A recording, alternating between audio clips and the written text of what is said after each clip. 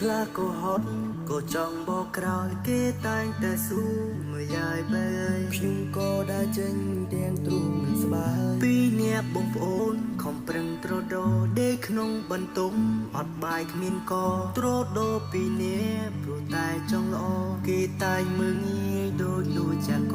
ពេលខ្លះខ្ញុំដេកយំក៏មិនចង់ឲ្យគេនឹងដឹងសុំស្លាប់មិននាងឯងក៏មិនស្លាប់នៅក្នុងអន្រឹងគ្មានខ្សែគ្មានខ្នងប៉ុន្តែខ្ញុំមានចិត្តស្មោះត្រង់សុខចិត្តធ្វើកោហើយខ្ញុំសុខចិត្តធ្វើត្រង់ដំរើដំរងពេលធ្វើត្រូវគេថាមិនត្រូវភ្លឺយើងអ្នករឹងពេលគេទឹកគេធ្វើមិនអីក្រោកឈរដើរដូរពេលដែលស្លាប់គេកប់នឹងដីសំដីស្រាស្រាពិចារណាដេកគិតមើលទៅ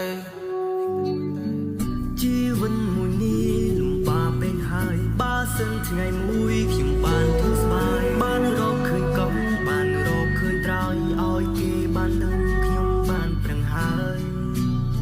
ចង់ទៅទៀតជុំគ្រួសារបើសិនអានឲ្យពេលវេលាវល់ថយក្រោយបាន